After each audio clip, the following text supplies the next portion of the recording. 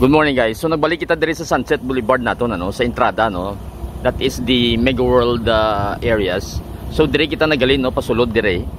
So currently they said it officially nga i-open nila ini buwas January 24th. So this is the day before no. So tanawon naton kung ano ang gin-improve no. So currently daw nagapaspas sila obra. Makita naton actually kompleto na diri guys ang aton yung mga pavement blocks no. So matika lang kita dito sa unahan. And even the bike lane footbridge open na ini para sa vehicular traffic boss ano. So currently ang left side at gani do basically makalusot-lusot na, pero kwaon nila itik ini ang barrier diri no sa buwas. So what I believe is in the morning siguro basi mga 7 or 8 AM siguro officially ma-inaugurate sila no. In time sa aton ya dinagyang celebration which is on the 24th starting mga basic highlights naton is on the 24th and on 25th and 26th. So that is Friday until Sunday no. So manami na guys, makita naton diri nga namin na gid. So ari makita naton nga kumpleto na lusot na ang aton nga pavement blocks. So currently ini siguro base butan ng mga tanom ano. And then looking back sa diri nga area mo man no. So makita naton nga namin na.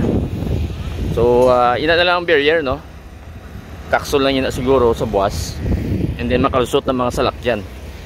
Namin na diri kay if you are following my channel guys, diri nga area nakita ginato ng improvement. So even the corners diri gani sa footbridge ano na ano na kuman na. So namin na ang flow ng tubig almost static kay low tide.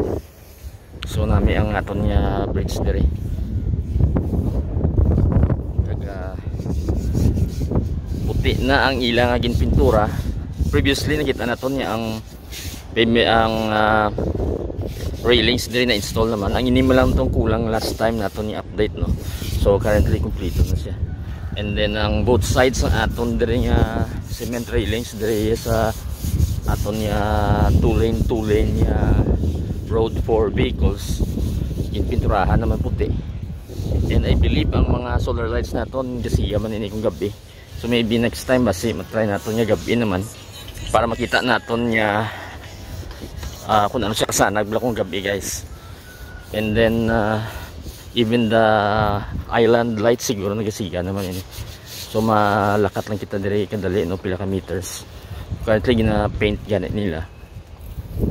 Sadly though basi siguro I hopefully in the future mo na ini nga cement man nga railings kay siguro sa since sa kadugayon sa project nga ni ang naprobahan sang at that time siguro ang mula ni ang metal pa naton yung mga railings bala.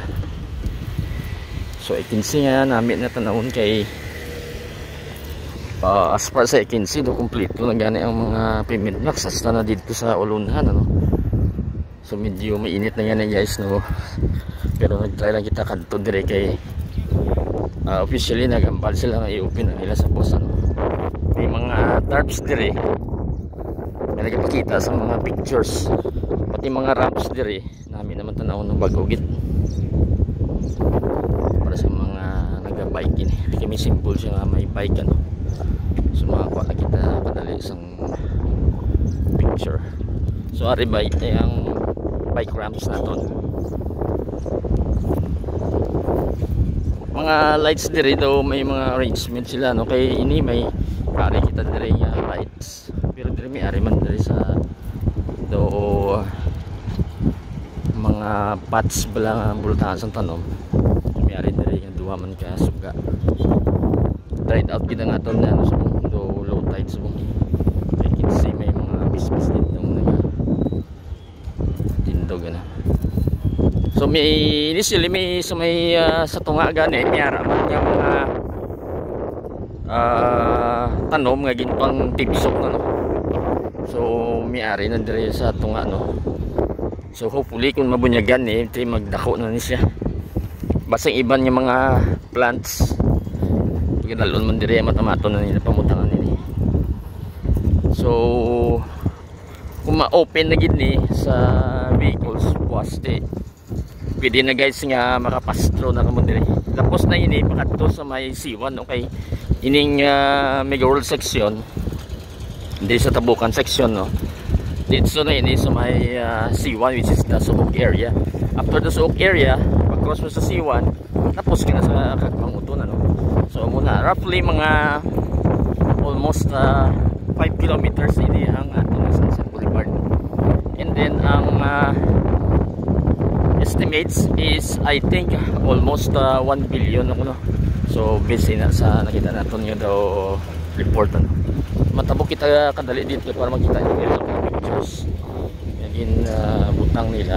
I'm not sure kung din ang mga location sa iban yan eh, pero ari dire ang mga tarps.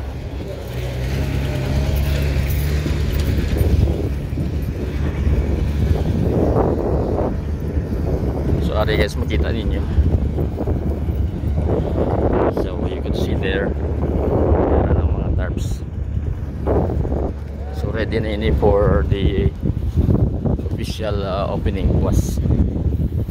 So if you remember last year sang June, soft open lang to, pero wala pa gid actually to Miura, no. So diri even nag-cross ako, as far as I can see puro na ano, kompleto na pavement blocks. We have some more of the tarps over here. Basta dito, I think dito sa unahan may stage, pero hindi na kita magkanto dito kay medyo malayo na, mainit na guys. So para lang makita nyo lang ang ini area. So siguro pa a few meters away pa malakat lang kita, no. Dito namin dito nagka-curve nga area. So namin na guys, bangkanto na ko mo dire, pwede na ko makalagaw-lagaw. Hopefully masi I think siguro may mga events man siguro to, mga basi may marathon or maybe mga runs, running events, kag siguro may mga bike events na i-help pila kadlaw, no, kay since ma-open siya, no. Medyo mahangin na, so I'm not sure kung okay pa akong audio. So muna siya guys, press pang aton dire nga pavement blocks.